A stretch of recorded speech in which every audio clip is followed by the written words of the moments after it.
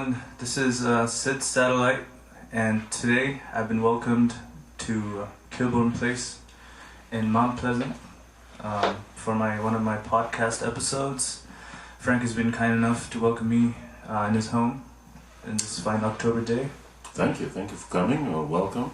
This is Frankojazz Studios, and this is where a lot of the ideas come from. It's an incubator. Exactly. Somehow, some way. Incubation. We have no idea. I mean, I have talking points, but no idea what's going to happen. So this has been great. And Frank, so I would like to let you know that your Front Porch 6ftaparty interview has given me an idea to start my own podcast. Oh, is that right? That's one of the inspirations, Good. believe it or not. So here I am. A full circle moment for me, in a way. So please, Frank, tell me something about yourself, briefly, or however you like to, for the viewers. Well, my name is Franco Agbro, and people call me Frank, but Frankojazz is what I'm being known by, because that's my artistic name in all my endeavors and everything I put my hands on. Mm-hmm. So, I'm originally from Nigeria. Born in Nigeria. I'm an American citizen, and I've been here for years, trying to make it in America, as they say. Whatever that's supposed to mean. But make it as we go. Make it as we go. And so I've been doing a lot of things that have led me to this point right now with music and dealing with a lot of community stuff. So what do you want to know specifically? Yeah, specific questions. I like to point out that every little thing we do in life, like maybe consciously or just accidentally, every little mistakes just brings us here. So I wanted to ask you, how old were you, if you don't mind me asking, when you moved here? Or tell me briefly about your travels that brought you here. Well, that's a very good question. Actually, my travels have been documented. Great.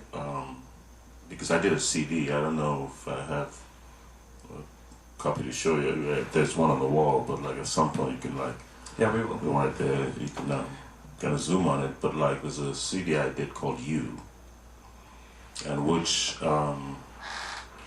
is a CD which kind of told a story of how I got here. Oh, really? To the point, for my, and of how I got here. I did that because, I was raising young children, and I just didn't want to forget. And a lot of the songs that I wrote for that album were from those different experiences that I had been through. So it was kind of telling a story about myself, but it was called You. Mm. And so it kind of begins because of the fact my father was a diplomat. I'll just give you a short snippet of the gist of it. My father was a Nigerian diplomat, and he was stationed in Cuba, Havana, Cuba. That's beautiful. And that's where I got influenced by Cuban music, Spanish music, which I love very much, especially Cuban music. And then, but I couldn't go to school there. My junior year, senior year, high school, they didn't have the educational system, English-speaking system. But you were there? But I was there. Oh, cool. I was there. Beautiful. For a good time, and then my brothers and I have two brothers and a sister, and we were all, we all had to come to school in the United States. Enrollment was a little bit late, and so my brother and I ended up in Worcester, Mass, at Worcester Academy Prep School. Boarding school. Boarding school, I can relate to that. Did that whole boarding school for 2 years, junior year, senior year, and then, and in between we'd go back to Cuba during the holidays, visit our parents, come back, and all that stuff. The life of a diplomat, This is very interesting because on my previous podcast episode with my friend Leah, I was talking about the third culture kid. Mm-hmm. So you definitely are a veteran for that third culture kid thing, because as I've heard your brief story just now, you moving to Cuba and going back and forth from here, and you originally being from Nigeria, so collecting all different cultures like a sponge. Maybe it'd be musical, food, or... It's just been exposed, being exposed to it and knowing the nuances of it, and I've lived, this started from very, very, very, very young, I lived in Botswana, Gaborone, Botswana, where I got influenced by South African music, Zulu music, and all that kind of township jive, all these different things, but at the same time, we're also listening to American music. Yeah, Frank is, in fact, a third culture man. Not third culture kid. Yeah, that's great. And when you said no, but as a kid, you are a third culture kid if you have the ability to travel. And what I'm telling you is a story of my childhood, of how my background in a little in a snippet. Yeah, and earlier I just noticed that you said the word exposed, so I was kind of feeling like, whoa, exposed, because nowadays the situation's different. When I hear the word exposed, I kind of think of the virus or something. I don't mean to bring the virus into conversation, but when you say exposed, that's more of a positive vibe when you say exposed to different things growing up. Well, the thing about it, though, is like there's a difference between having an idea, of how things are because you're in front of a computer screen, as opposed to being there physically. That's what I mean, See, because once you're there physically, there are things that you do not get by looking at a computer screen, no matter how someone explains it to you. Yeah, that's true. Nowadays everyone's exposed to everything through their computer screen, but it's different to actually be exposed physically there and to see the nuances, to know. Sometimes, the smells, there's so many things that make us human, that make us appreciate things, you know what I mean? It's true. And you can't get all that from your cell phone or your computer screen. I'm a firm believer of that. Yeah. And smell, I'm so glad you mentioned that, because smell is definitely one of the most strongest time triggers for humans. Right. Just next to music. True. Right, so when you're exposed to certain smell when you're a kid, maybe your mom's smell or like the weather, and when you are older and then you smell that again, it kind of brings you to a happy place. Right. So that exactly. It's part of your memory, it touches. But, unfortunately, I would say that, like, we're living in a world now that, like, we're over-sanitizing. Yeah, the sanitizer smells are going to bring back traumatizing effects in a couple of years. Now we want to be too clean, and, It's like, I don't know. Yeah. But anyways. Yeah, so another thing I wanted to ask you, which I was actually thinking on my bike ride here, uphill. What is one of your inspiring moments as a child or as an adolescent, like musically? Musically is when I was living in France, in Paris. My father, my father was posted there for about 4.5 years. So I learned to speak French. I got together. That's where kind of my musical thing kind of started. Jamming and playing the bass. So your father was a musician? No, my father was not a musician. Right. My father loved music, and he loved all kinds of music. And he exposed us to a whole variety of music, from country music. And so I remember he used to have all these like albums, because the United Nations used to publish albums of like different artists from different countries and put them in a compilation. I have no idea. It was called some of the United Nations did that. So I was listening to all kinds of different music. But what was really interesting too was that like I would hear the South African music. When they play South African music, they would play like, for example, Hey Jude, the South African way, but they were playing instrumentally. And I didn't know that song came from the Beatles until later on in life, when I just like. But anyways, the most inspiring moment was in France when I got exposed to, like, started playing an instrument, the bass. Yeah. Cool, that's very cool to hear. I had no idea you had lived in France either, unless you mentioned earlier in the interview, and go ahead. No, I didn't mention it. That's cool. You asked me how how I got here, so I spoke about the most recent, which is from Cuba to the United States. Yeah. So do you sometimes try to remind yourself, or naturally it happens that you remember that Frank that got into music and instruments in France, and then you motivate yourself and inspire yourself again sometimes when you're on the low?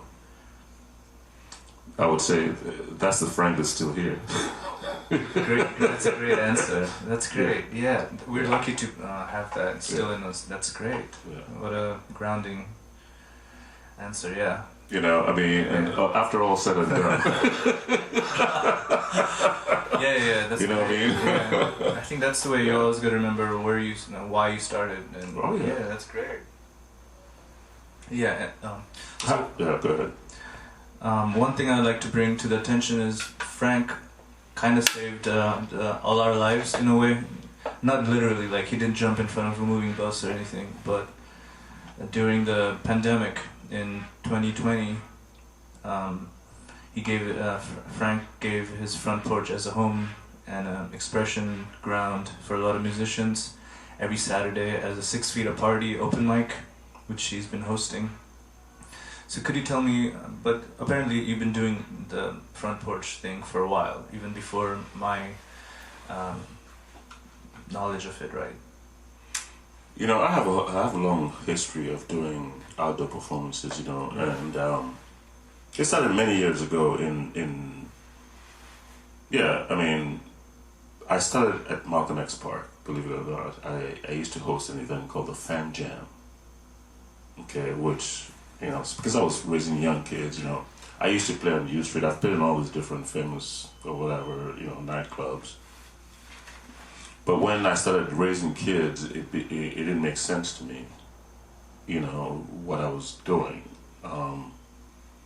And I started thinking about it and I'm raising kids coming home with a hangover, and I have to get up, like when they're crying at 3, 4 o'clock in the morning, you gotta be there, because, my wife couldn't do it all by herself, even though she's a mother and she's maternal instincts, but I had to do my part, and it was not a question. So with doing that, I started looking as to how I could do music at the same time, and raising a family, and it's a challenge and a half. But I've started figuring out that my wife, she's a kindergarten teacher, and so when I would do the Fam Jam, it was the components were live music and a kids corner. Okay, so now look at that. Just think about it for a minute. That was the beginning of what we started doing. How could you make such a big mistake with me? Too much, me, too little, too late. Too much, too fast, too little, too late. Too much, too fast, too little, too late. Too much, too fast, too little, too late. I trusted you, but I was wrong.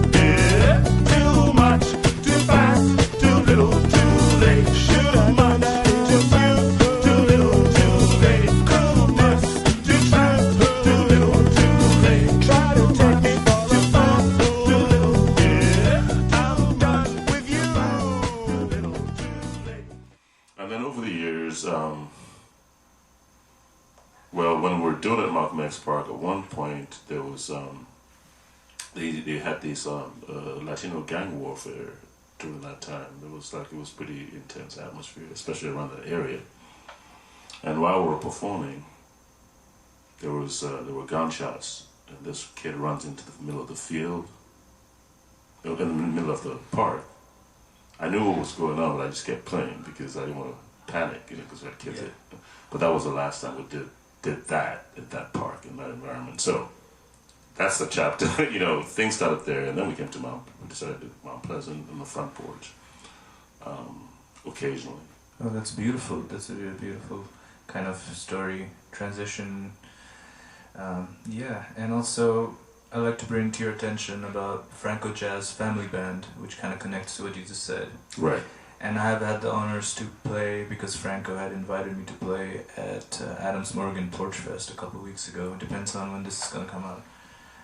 And one thing I'd like to tell about the music is it had components of everything. It had rock and roll, it had ethnic kind of music, dance music. It had so many things going on, and yeah, it was beautiful. It is like a big soup. Yeah. with whatever it was in the kitchen. There you go. I had fun.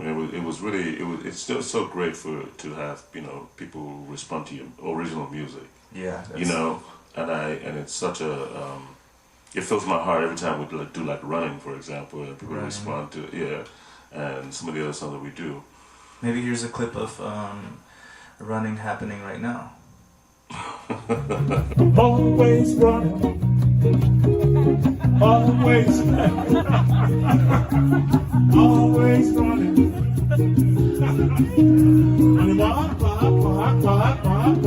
Get set, freeze.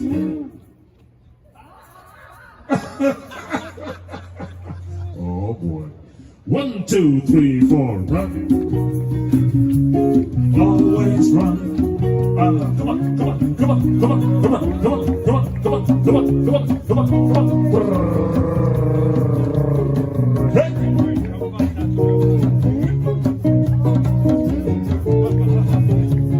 Always running.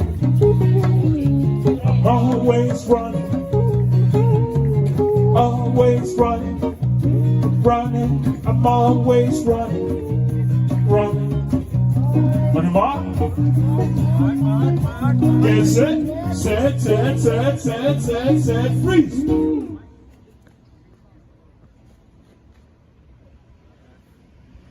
Man, these are amazing freezes. Wow. Ready? 1, 2, 3, 4. Running. Always running. Come on, come on, come on, come on. Chris Block on guitar, ladies and gentlemen.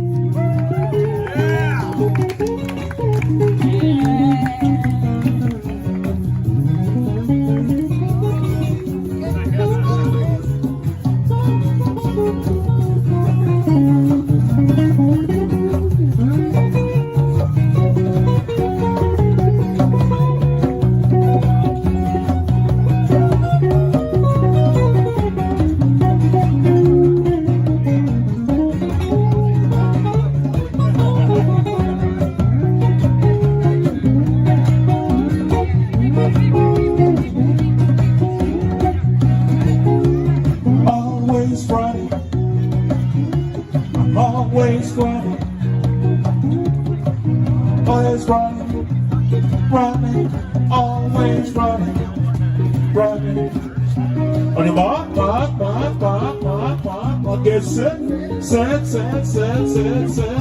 freeze!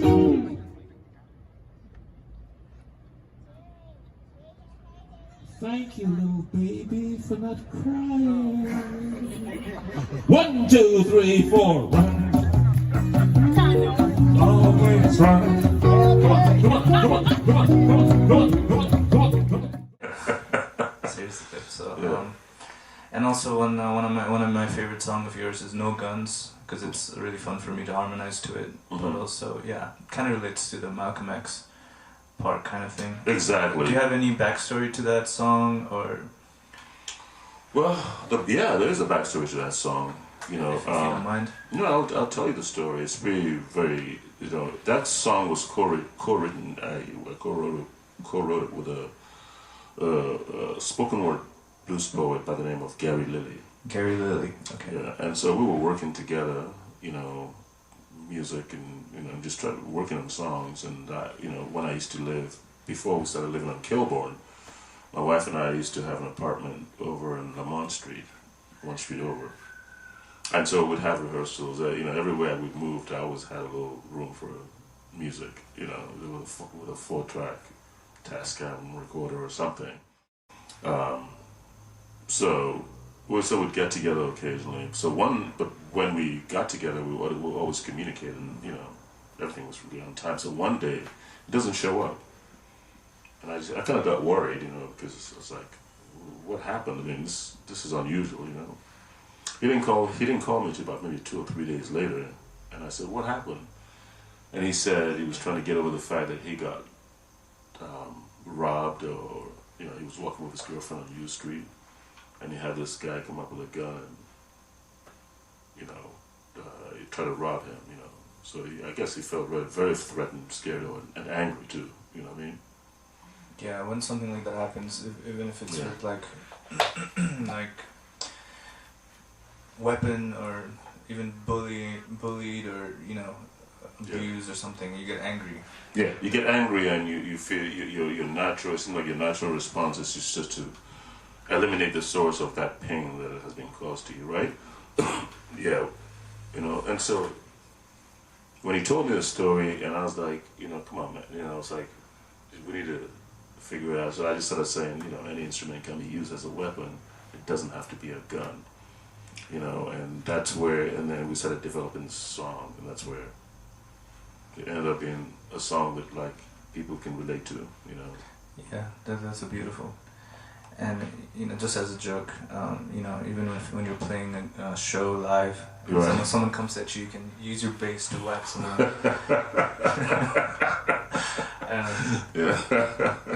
Yeah, but, you know, there are other ways. There are other ways. Yeah, and also another thing I'd like to say is 2020 New Year's Eve, I was actually at Frank's back porch. And there's a saying in Nepal, or, you know, that part of the world, where they say, wherever you spend your New Year's Eve for that new year, that's what you're going to be doing for the rest of the year. Is that right? Yeah, so I have actually been, if I had to sum up my 2021 in a few words, one of the words would be Frank's. Okay. Frank's, like, you know, because I've been doing so many things around Frank's, like open mics and, you know, back porch hangouts and ping pong games. Yeah. Most importantly, the reason that's important to me is because I got to meet so many friends and connect and got closer to people and came up with new ideas for myself. That, you know, it's wonderful to hear that, and I think, you know, when you look at it all, what's it worth if we can't do that, you know what I mean? And yet one has the ability to do that. One thing that has been very fulfilling is to see the growth of all the musicians that I've seen. You know, we've all been watching each other over a year and a half now, almost. Yeah. And we pulled through winter, and you used to have this little heaters next to the stage. Heat lamp, yeah. So, some good memories, you know. The funny thing about it is that, like, I live stream, by the way, for your viewers to know. They can go to my Facebook page. How do you spell it? Franko.Agbro. And on my Facebook page, I live stream all my shows. Yeah. And all my shows are community-friendly shows where the whole community gets involved and will participate. You know, so what I was trying to say about that is, like, the other day I was looking at there was many moments during that time, and I think it was in October, when there was politics going on, there was Black Lives Matter going on, there was all these things, and we were under lockdown. And to see and recap as to what was going on then, you know, it was just like really emotional in a way and very intense, you know. Because everybody was, you could feel the energy in the air, even though it's like, you know, I'm watching it through. That's true, and a lot of people needed to process so many things. Exactly. But your platform was like an outlet. Yeah. It's been an honor, I have to say. And we were addicted to it. Yeah. Some addictions are bad, like if you can't stop, it's harmful to your body. But with Frank's, it's actually good for the soul. Yeah. Thank you for saying that. I really appreciate it. And I appreciate you guys being supportive too, and coming out and having fun, and you know, and that's what it's all about. I think Yeah, that's great. It's like a big community growing, you know, and it's great to see like even in other gatherings, and like this community like moves and recognizes each other from front porch. You know, that's even more beautiful. And the other thing about the 6ftaparty too is this seems to be like a thing that people seem to love and would like to have in their community, you know. And so, you know, recently, you know, when I'm not doing on my front porch, we're going to other neighborhoods. Right, and, like you know, last week, yeah. Like last week over. Benjamin had on his front porch, and then he had invited you to host it, yeah. Because you have such a soothing voice, like your voice is like a friend, you know. Thank you very much. You know. Yeah, even when you say thank you, like I really believe you thanking me. Cause, yeah. I really not well, because I mean it. Oh yeah. You know. Yeah, that's true. Yeah. Yeah, so that's why they call me Frank. No, I'm just kidding. Go ahead. Frank. Yeah. So I like to ask you. This has been in my mind. I like to ask more people. Maybe I should ask people more often. Yeah. When was the last time you really?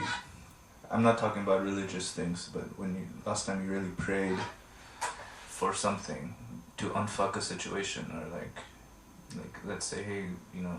That's a very easy. I'll give you an easy response. I pray every day. Interesting. That's why I played that first song, Praise the Lord. Praise the Lord, the first song. And tell me more about that song, because I would like to put that song for you guys to hear in the descriptions down below, if it's online or... Oh yeah, it's part of a project that I did called 1Beat DC, where I composed a beat, you know, and I asked different artists to come in and, you know, without each one knowing what the other was doing, listen to this beat and tell a story. And so I had HR from Bad Brains, who was on there. Had a number of local artists, you know, that also came on the album and did something. So that was my part, praise. And I did one with my daughter, Sophia. You know, did one in Pidgin English, love, not money, which means love is money. You know, so it told different stories. It's beautiful to have little projects such as this for myself, but to have projects and have it out to the world. Tell me more about the kind of feeling you get when you put something out like that, especially with your family or like with your friends, like a collaboration. Not to go too much in depth, but what is like the first thing that comes to your mind after you've done that? Is it like a satisfying feeling, or I want more? You know, I think as artists, like when you do a project, you know, there are a lot of things that go into it, but then you get in the zone, you know. And once I do a project, I don't go back and say it could be better, it could be this. These were all the pieces that happened at that moment, you know what I mean? Because everything is kind of a moment in time, and you know. But I would say I have very few regrets when it comes to the things that I've produced, you know, and I've been a part of, because I felt like it was just a moment in time, and this is what we captured, this is what we're able to do. These were the people that were in my life at that time, you know, because life, nothing stays stagnant, you know, things keep moving, and yeah. Things keep moving. Does that answer? Yeah. Yeah, it does. You know. Yeah, things keep moving. Yeah, and I really appreciate one thing about Frank. He's always a firm believer of spontaneous combustions. Yes. So that does play a big part in your art and music too, obviously. Oh yeah, big time. Because I think, you know, sometimes, you know, it's like when you're in a situation, and it also, you know, puts you in vulnerable situations. You know what I mean? You know, like sometimes you get into a jam and things might not go so well, but like, you know, when there's a groove, there's a vibe, you know, then you tend to somehow do things that you didn't think you were able to do or you never thought about, you know what I mean? That's true, because, yeah, you know what I mean? It kind of makes you almost on the conscious, like present, like when you're being like, oh, now it's my turn or something like that. Yeah, exactly, you know, and so it's like all this. That's why, like, when I play ping pong, I don't like to play for points. I just want to, you know, it's like, this is not supposed to be work. This is supposed to be like, hey, let me just like flow, you know. Yeah. Listen to some music, have a good time, and That's true. try to calm the nerves a little bit. Beautiful. Well, one more thing I want to say, especially my name Sid Satellite. I came up with the satellite bit in Frank's front porch last Halloween, 2020, in Frank's Halloween live stream 6ftaparty. Yeah, okay. I don't know what I was thinking. It's a nice name though. Yeah. Anyways, yeah, I'd like to thank. It's a full circle moment, definitely for me. Yeah. So I want to say one thing to your viewers. I appreciate your music too, your musical talent, and all the stuff that you put out. Let me see if I can find that song with the collaboration. If I can put that on. Sure. Yeah, we can edit this out. No worries. Okay. You can just go do your thing. Let me see. Well, thank you for having me in your show. I wish you much success. We're not there yet. yet. Oh, okay. Maybe we'll do like 10 more. Just edit that part. Yeah, no worries. Okay.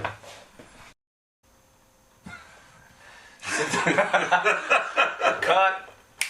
Okay. Hey guys, Sid Satellite here one more time at Frank's place in Kilbourne Place in Mount Pleasant, Washington D.C. And I would really like to thank Frank for taking his time to share his little bit of his life and giving me your time for this. And now we come to a segment where Frank is going to play us one of his songs. Okay. Well, thank you. Well, I want to say thank you very much for asking some questions and the opportunity for me to share with your audience the music that I do, my original music, and certain parts of my life. And it's also reassuring and heartwarming to hear that you've been inspired in so many different ways, and I'm sure so many others have, as they've told me, they've been inspired from what we've been doing on the front porch. And it's been such a great adventure and a pleasure. Thank you. My pleasure, man. Thank you. So closing out, all the details for the songs, his songs of his, will be in the description. Please check it out. Okay, this song is from my first albums. It was called Daddy's Girl.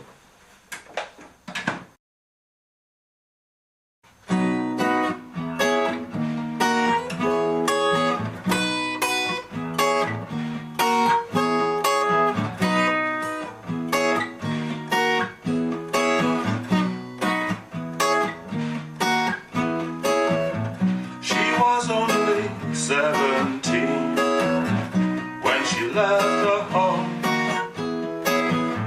She was everybody's pride and joy, but she chose to be different. She was a rich girl.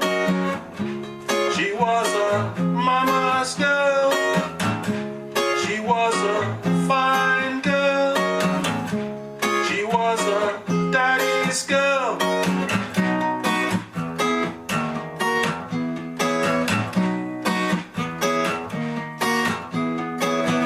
But when her mind was all made up, she decided on a mission to fulfill her vision. Yeah. And so she made for the street. It was the only place to be. She knew it could be difficult. Was she willing to take her chances? She was a rich girl. She was a mama's girl. She was a daddy's girl. She was a daddy's girl.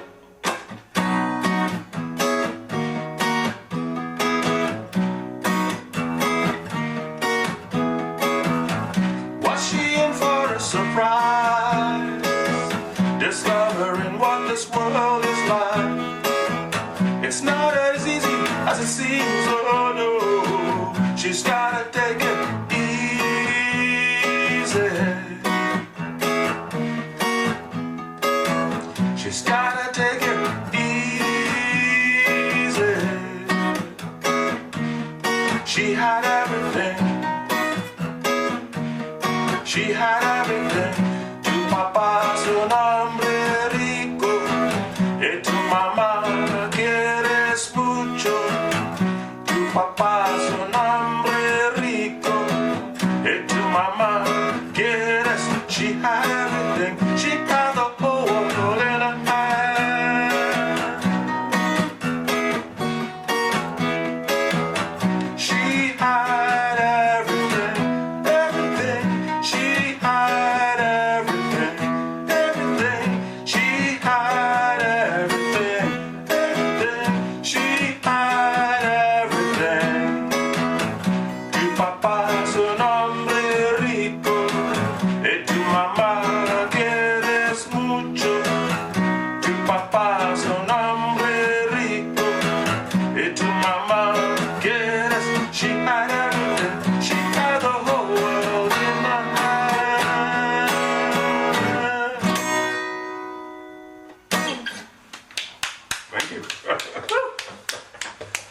All right.